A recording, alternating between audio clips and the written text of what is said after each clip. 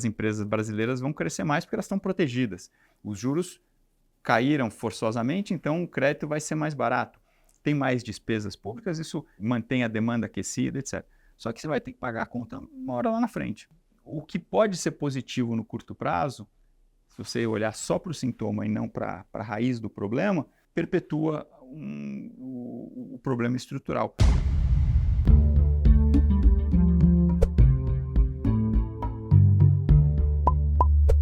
Olá, sejam muito bem-vindos ao canal Brasil, uma realização da FEComércio São Paulo. Hoje nós recebemos Caio Megali, economista-chefe da XP Investimentos. O Caio tem ampla experiência também no setor público. Ele foi secretário da Fazenda da Prefeitura de São Paulo e também trabalhou no governo federal como secretário da Indústria e Comércio. Caio, seja muito bem-vindo ao Brasil, um prazer receber você aqui. Caio, queria bater um papo um pouco mais estrutural com você sobre os desafios do Brasil e o que sempre fica na nossa cabeça. Acho que a primeira pergunta é assim, por que o Brasil cresce tão pouco? Primeiro, Raquel, prazer estar aqui. O canal Brasil é um canal super importante, é um momento de diálogo e de reflexão sobre a economia brasileira, então é uma honra para mim fazer parte dessa série de debates. De fato, esse é um ponto que a gente estuda muito, né, como nós economistas brasileiros. Por que o crescimento brasileiro é tão longe do crescimento de países emergentes, da Ásia, da Europa, até às vezes alguns da América Latina que crescem 5%, 6%, 7% ao ano e se aproximam da fronteira do crescimento global, né? O Brasil cresce, na média, 1% a 2% nos últimos vários anos, ou décadas até, né? E aí eu acho que é uma série de fatores. Primeiro, os fatores tradicionais do crescimento econômico: capital humano, tecnologia e capital físico, né?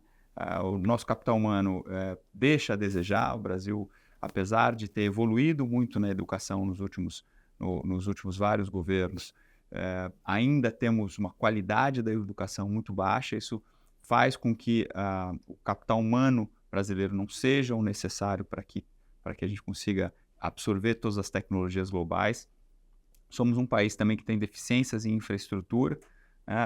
Aqui no estado de São Paulo nós temos boas estradas, mas isso não é uma realidade em todo o país. Temos ferrovias, poucas ferrovias, também pouco transporte naval. Mesmo no transporte rodoviário, a carga de caminhões ela é uma carga antiga. Então tem uma série de deficiências estruturais, portos, aeroportos, estradas. Isso melhorou muito nos últimos anos, mas continua sendo um desafio.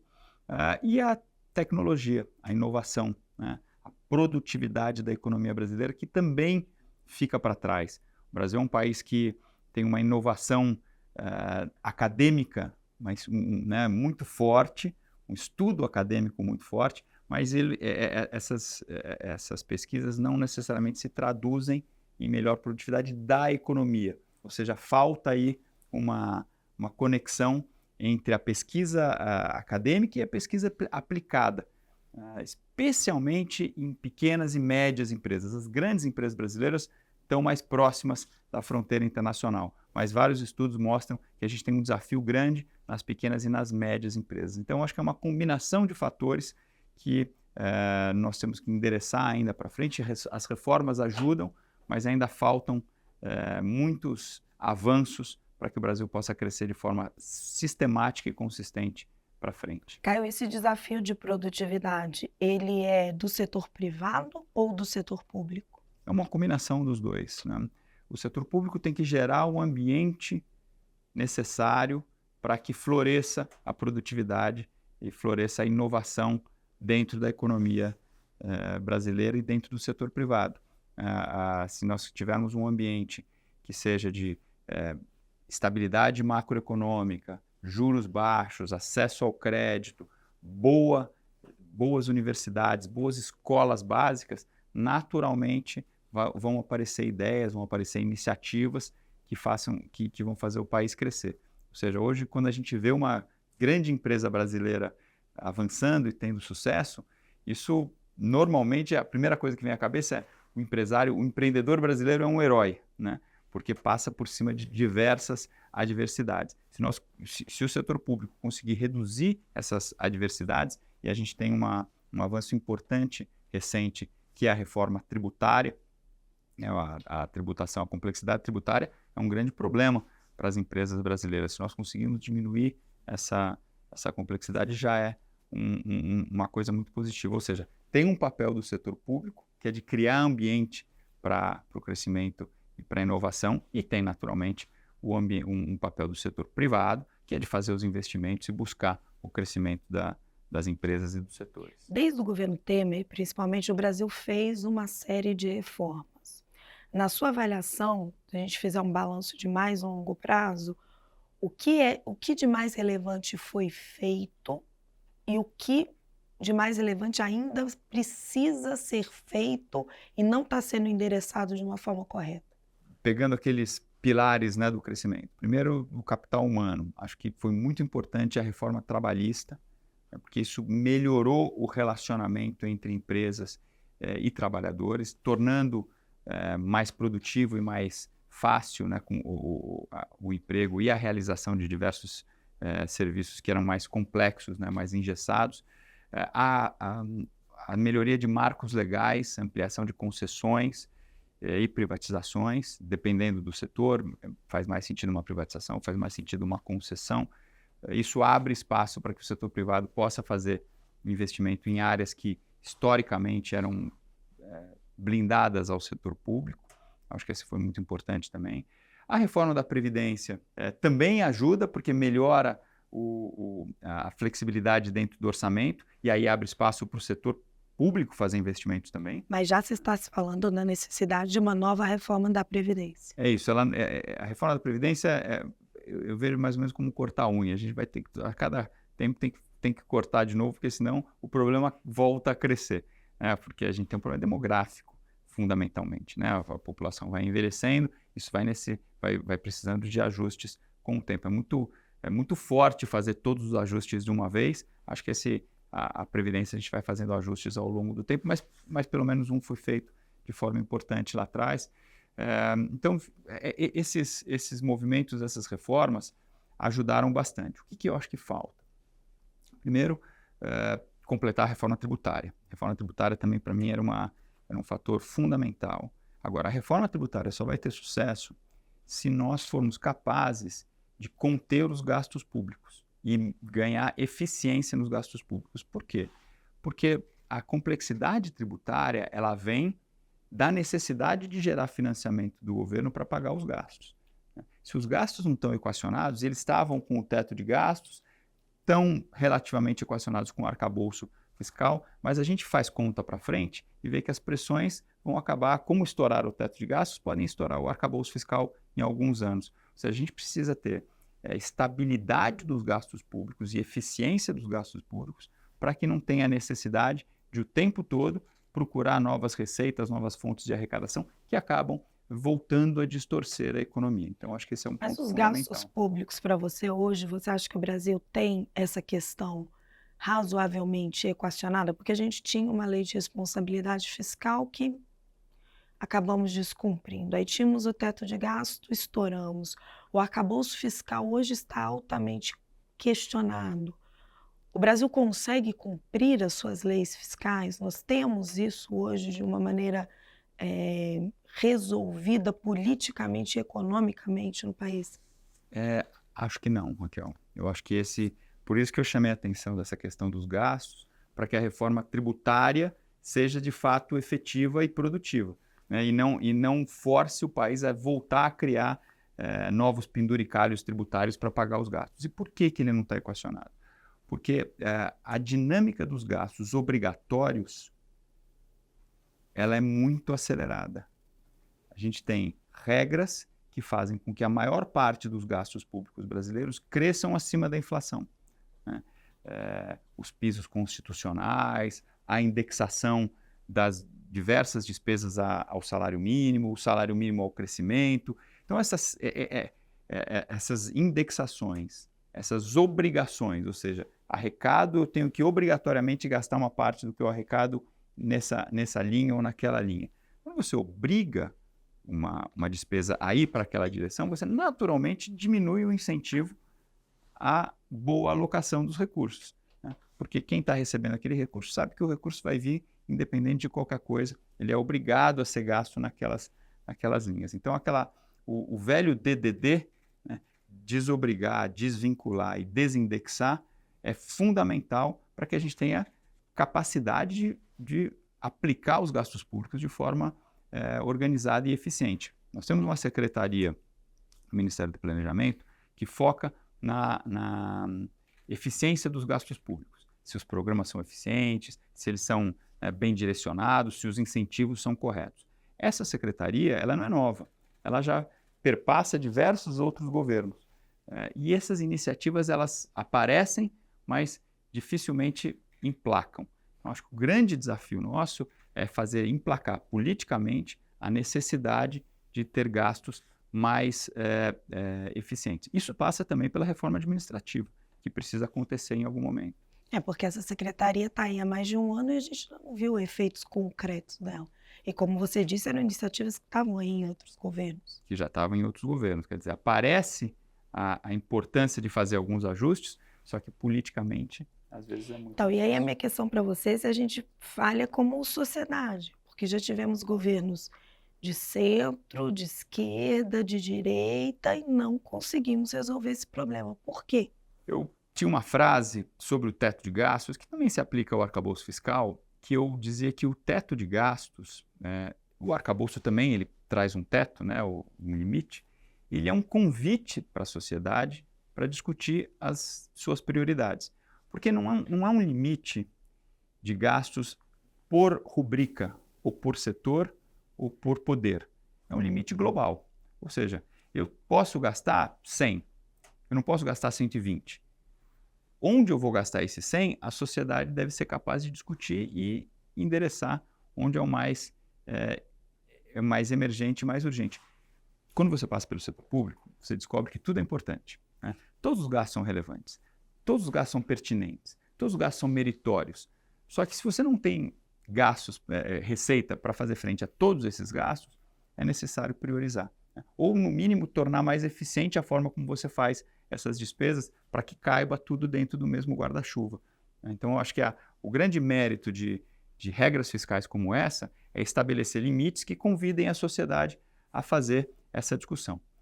Mas a observação histórica é que a sociedade meio que recusa esse convite. Fala, não quero debater, tudo é importante, né? Então é importante fazer essas despesas aqui, são urgentes fazer aquelas despesas, mas não podemos cortar outras porque elas também são importantes. E aí, gradativamente, essas regras vão sendo estouradas, vão sendo flexibilizadas e nós não conseguimos fazer esse equacionamento mais sustentável da dinâmica das contas. O meu pirão primeiro, né? É um pouco dessa regra. Agora, Caio, a gente está tendo uma discussão também no Brasil, que é um pouco de qual é a responsabilidade de cada poder sobre a sustentabilidade do orçamento, eventualmente até sobre a sustentabilidade da dívida brasileira. Enxergamos hoje o ministro da Fazenda que culpa o Congresso que diz que não se furtou a responsabilidade do ajuste fiscal ao ser chamado pelo ministro da Fazenda. O Congresso brasileiro hoje ele é fiscalmente responsável ou é o Ministério da Fazenda que só pensa em tributar os poderes da República hoje? E aí não esquecendo o judiciário que muitas vezes interfere em discussões importantes na economia com decisões com repercussões gerais. Os três poderes estão trabalhando harmonicamente para isso ou não? Cada um puxa para um lado. Sua pergunta é muito interessante porque me faz trazer a seguinte reflexão. Nós temos olhado governos muito diferentes no Brasil, né? Os últimos dois, claramente, né? Nós tínhamos o governo Bolsonaro, que tinha uma linha política muito clara, e o governo Lula, que tem uma linha política bastante diferente, né? Agora, se eu olho o que o ministro Paulo Guedes falava e o que o ministro Haddad fala a esse respeito, é muito parecido. Você deve lembrar que o ministro Paulo Guedes defendia o que ele chamava de Conselho Fiscal da República, que era um conselho onde você colocaria a mesma mesa, com as mesmas responsabilidades, judiciário, legislativo e executivo, né? E o que o ministro Haddad tem falado é exatamente a mesma coisa. O legislativo também tem que pensar no equilíbrio fiscal, também tem que ser responsável pelo equilíbrio fiscal da sociedade. A mesma coisa o judiciário. A gente tem essa discussão agora dos quinquênios que tem que ser pensada também à luz daquele convite da sociedade de aonde faz mais sentido fazer as despesas. Faz sentido fazer uma despesa adicional com o judiciário ou com outra emergência da sociedade brasileira? Essa discussão ela tem que ser vista não como uma responsabilidade do executivo unicamente, mas sim como da sociedade como um todo e, portanto, dos três poderes. Ou seja, essa discussão seja feita via Conselho Fiscal da República ou via o que o ministro Haddad hoje tem na cabeça, é importante trazer a responsabilidade geral, porque senão ficam judiciário e legislativo inventando despesa e cá entre nós, mesmo dentro do executivo, fora das áreas mais financeiras, também aparecem muitas iniciativas de criar despesas em qualquer governo, né, em qualquer parte do tempo, né, e isso torna a figura da fazenda ou da área econômica muito difícil, né? Eu costumo brincar que era sempre a fazenda contra todo o resto do mundo, né? Todo mundo querendo gastar e a fazenda minimamente tentando equilibrar. É o papel, né? Mas eu também dizia o seguinte, quando eu era lá secretário da Fazenda, que o meu objetivo não era ser o tio Patinhas, né? Ficar sentado numa montanha de dinheiro. O meu objetivo era gastar de forma eficiente o dinheiro que a sociedade arrecada, né? E se está sobrando muito dinheiro, corta-se os impostos. Mas a ideia, é difícil sobrar dinheiro, mas a ideia é gastar de forma eficiente. E a Fazenda e o Ministério da Economia têm normalmente, ou o Ministério da Economia, ou o Planejamento, etc., tem essa função objetivo.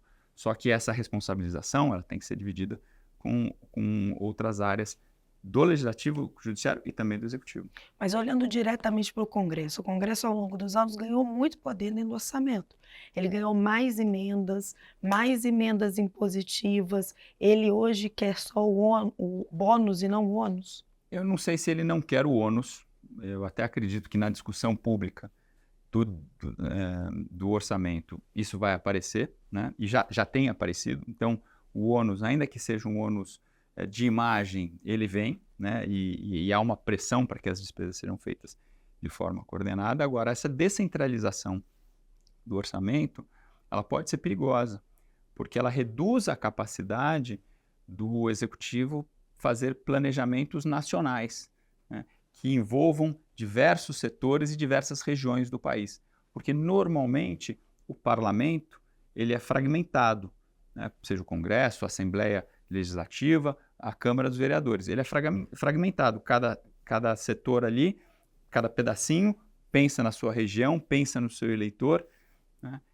Então foca as despesas naquilo que lhe é mais importante, que é mais importante ali para a sua comunidade, mas a gente perde a noção de planejamento nacional. Então eu acho que esse equilíbrio de forças precisa levar isso em consideração. Não tenho visto isso avançar recentemente, mas esse tema também é um tema meio novo. Acho que a gente vive pensando de forma mais estrutural, um fator meio pendular. Eu acho que o pêndulo estava muito voltado, muito em cima do executivo, isso agora passou muito para o legislativo. A gente vê o governo Lula também tendo mesmas dificuldades que o governo Bolsonaro teve na articulação do orçamento e dos projetos por causa dessa tendência que você mencionou. Talvez lá na frente a gente chegue à conclusão que o pêndulo tem que voltar um pouquinho mais para o centro. Caio, estamos em meio à regulamentação da reforma tributária, que vai ser uma discussão intensa, mas está em curso, em algum momento ela vai se ajeitar. Passando esse momento, aqui reformas, qual deveria ser a agenda do Brasil? Acho que essa reforma tributária, como você falou, é uma agenda muito importante, né? Eu tenho convicção de que se nós cruzarmos essa travessia aqui da regulamentação de forma bem feita, daqui uns 10, 15 anos, a gente vai olhar para trás e vai falar aquilo que aconteceu naquele momento no país foi muito importante para a dinâmica da economia brasileira. Eu tenho convicção disso. Então, acho que essa agenda ela é uma agenda que ela não vai acabar no curto prazo. Ela tem a regulamentação e depois tem toda a implementação que tem que ser feita de forma bem cuidadosa. Passado esse tema, eu acho que a gente tem que voltar à produtividade, né? Voltar à eficiência da economia brasileira. E a produtividade ela tem diversos ângulos, né? Eu mencionei aqui o ângulo do capital humano, da inovação, que tem a ver mais ali com a capacidade das empresas produzirem melhores produtos e produtos mais baratos, né? Mais atraentes para os consumidores. Eu mencionei o ambiente de negócios, mas o ambiente de negócio ele vai além das questões econômicas, né? A sociedade discute hoje violência, né? Insegurança, a insegurança física, né? A violência nas ruas, que afeta diretamente a economia. Uma empresa tem que gastar muito mais com segurança do que gastava no passado para fazer as suas mesmas produções, para fazer transporte. Então, esse tema virou um tema que gera custo para o país, gera, né, dificuldade para o país crescer. Tem a insegurança jurídica, né, a incerteza do que você está fazendo de fato vai estar certo lá na frente. Eu costumo dizer que hoje todo mundo que paga imposto tem uma pulga atrás da orelha se está pagando de forma correta. Todo mundo, até a pessoa física, né? Eu quando mando meu imposto de renda, e agora está chegando a hora de mandar de novo, eu sempre falo, será que está tudo certo? Eu fiz tudo para dar certo, mas Tenho a mesma sensação. É tão complexo, É complexo. né, que você fala, será que sobrou alguma coisinha? Aí chega alguma carta na sua casa e fala, ih, caramba, fiz alguma coisa de errado, né? Essa insegurança, ela precisa continuar sendo combatida, né? Esse tem um aspecto tributário, mas outros aspectos legais também, né? Se você tem uma empresa hoje no Brasil, você recebe um fiscal do trabalho, um fiscal da receita, um fiscal qualquer. A legislação é tão complexa, você fala, será que eu estou fazendo alguma coisa? Mesmo que você faça tudo direitinho, tente fazer tudo direitinho, contrate advogados, contrate contadores, você nunca tem certeza que está tudo certo por causa dessa complexidade. Acho que se a gente não trouxer de volta essa agenda para a pauta, a gente vai continuar com esse crescimento meio freado, né? Meio... você tem voos de galinha, né? Você vai um pouquinho e depois não consegue desenvolver. E Caio, por fim, juros. Muito se discute sobre os juros, o peso deles no pagamento da dívida pública. Juros é uma questão que, como defende uma ala do governo, do partido do governo, você teria que ter uma ação mais efetiva para derrubar os juros, ou é uma consequência de tudo isso que a gente está conversando? Perfeito. Posso falar uma coisa antes dos juros, para não esquecer? Por favor. Do ponto de vista da estrutura, que no fim acaba tendo a ver com juros também, integração comercial. O Brasil, como o Brasil é um país muito grande, isso é positivo, a gente tem mercado interno, tem uma estrutura, tem vários setores aqui funcionando muito bem, empresas de sucesso, empresas brasileiras de sucesso em diversos setores. Isso é uma fortaleza da economia brasileira. Mas como a gente é muito grande, a gente acaba achando que a gente pode se resolver sozinho, né? Não precisamos importar, não precisamos exportar, é só exportar os grãos, o petróleo e minério, o resto a gente se vira sozinho. Isso não é uma boa prática, porque a gente perde produtividade, a gente perde boas ideias lá de fora, as coisas acabam chegando muito caras aqui. Então, acho que essa é uma agenda que a gente precisa retomar. Antes da gente entrar nos juros, só vamos aprofundar isso então, porque estão vindo uma série de medidas anti-dumping, de medidas protecionistas. Acho que a gente não tem muita clareza disso, mas se a gente juntar todo, está se formando. Estamos caminhando numa outra direção, o Brasil? Ao invés de abrir mercado, fechando o mercado? Eu acho que muitas vezes, no afã de resolver rápido o problema, a gente não vai na causa e a gente ataca o sintoma, né? Toma medidas que facilitam os resultados de curto prazo, mas acabam até prejudicando o de longo prazo. E esse é um exemplo, né? Nós precisamos de mais competitividade na economia brasileira, né? E essa competitividade ela vai gerar uma eficiência da economia maior. Ao longo do tempo, pode ser sofrido no começo, né? Até você ganhar musculatura e capacidade de competir. muitas vezes fala assim, não, tem uma ideia melhor. Em vez disso, protege a economia que as empresas naturalmente vão melhor, né? A produção no curto prazo vai melhor. Então, é um paliativo para resolver um problema de crescimento de curto prazo, mas que vai perpetuando problemas, né? E eu acho que esse é um caso clássico. A mesma coisa tem a ver com os juros, que é a sua outra pergunta. Isso. Força os juros para baixo, fecha a economia. Isso, no curto prazo, gasta mais, não se preocupa muito com o equilíbrio fiscal. Tudo isso vai gerar, no curto prazo, uma sensação positiva, né? As empresas brasileiras vão crescer mais porque elas estão protegidas. Os juros caíram forçosamente, então o crédito vai ser mais barato. Tem mais despesas públicas, isso mantém a demanda aquecida, etc. Só que você vai ter que pagar a conta uma hora lá na frente, né? Empresas que ficam muito protegidas acabam não tendo incentivo correto a ganhos de produtividade. Setores a mesma coisa. Juros forçosamente muito baixos podem gerar inflação lá na frente, desequilíbrio das contas também. Então, o que pode ser positivo no curto prazo, se você olhar só para o sintoma e não para a raiz do problema, perpetua o problema estrutural. E eu acho que isso a gente vive isso no Brasil desde que eu nasci, há 50 anos atrás, né? Pelo menos. A gente vem acompanhando a dinâmica da economia brasileira, é muito assim. Todas as novas... Entre um novo governo, tem uma grande ideia aqui para desenvolver a indústria nacional. Vamos fazer compras públicas, centralizar a demanda em determinados setores, faz algumas proteções aqui. Tá? Mas essa é exatamente a mesma receituária de sempre. Ou seja, você está protegendo aqui e mantendo ineficiências. Lá na frente vai acabar o seu dinheiro, vai acabar o dinheiro para manter essas proteções e a ineficiência vai perdurar.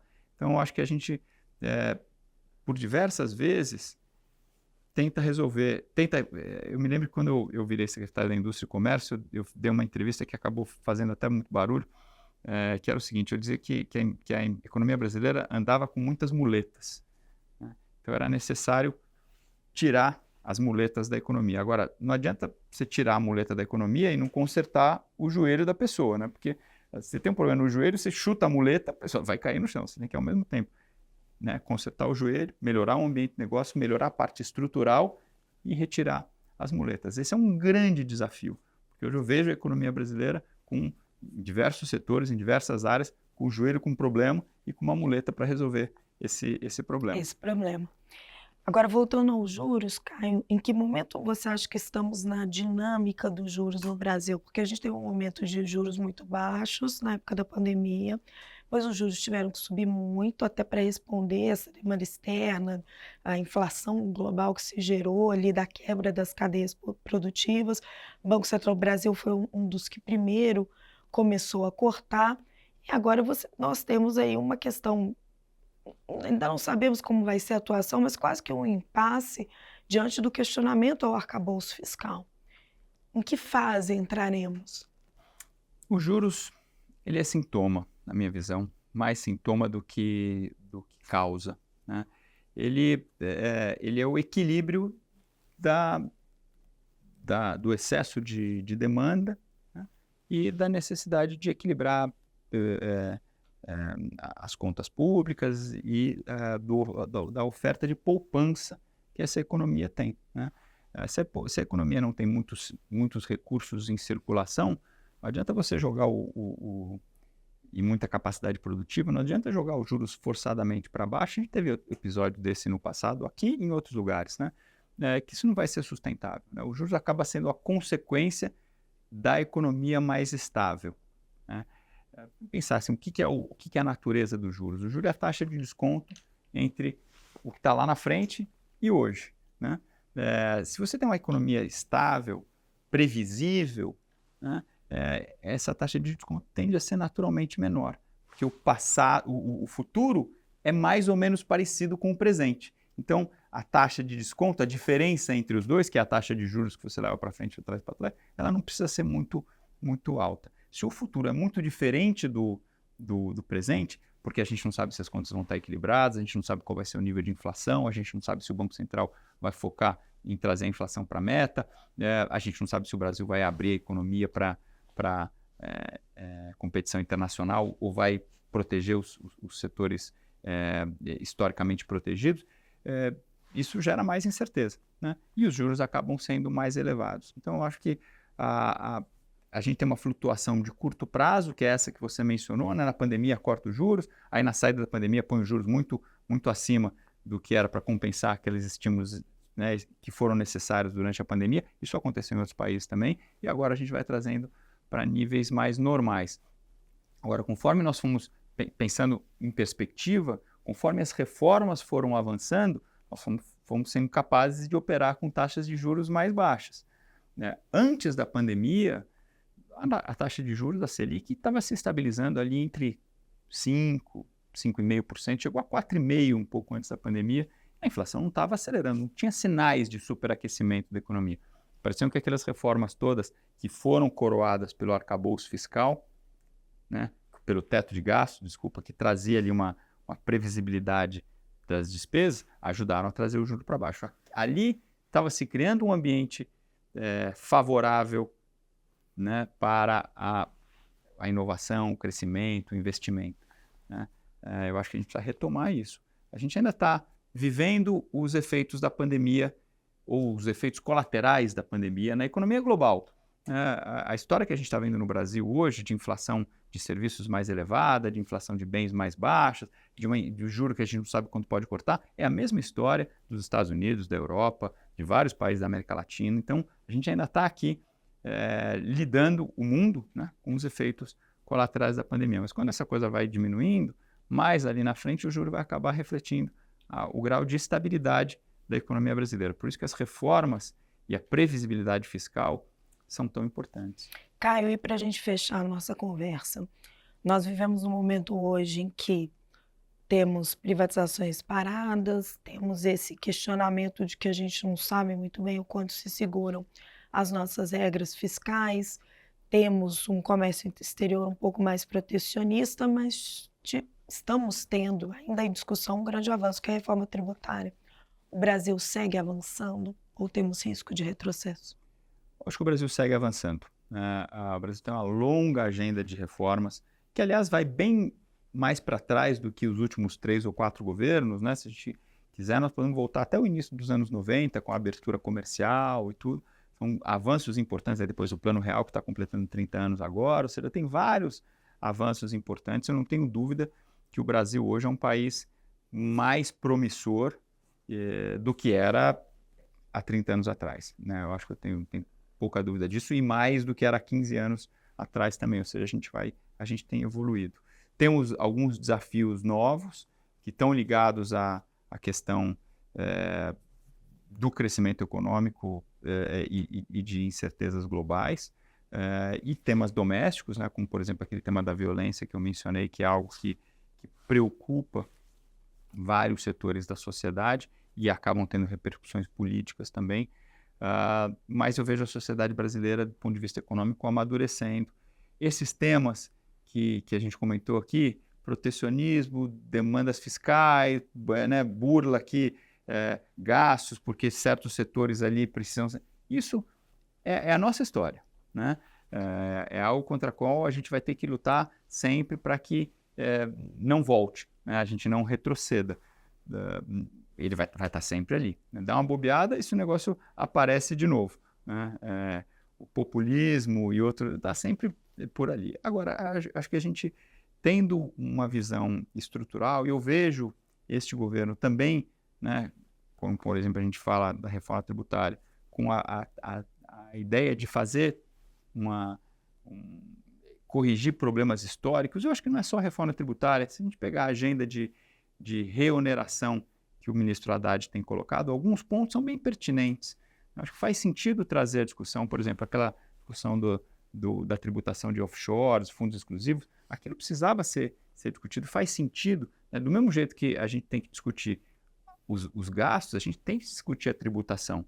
A tributação é feita da melhor forma possível, a gente sabe que não é, a tributação brasileira é regressiva, etc. Então tem muita coisa para além da reforma tributária que pode ser corrigido, e eu acho que essa agenda está bem presente ali no governo. O que a gente não pode deixar é que soluções fáceis do passado, né, que tem muito a ver com um certo populismo econômico, volte e freie ou reverta essa tendência positiva que a gente vê na economia brasileira.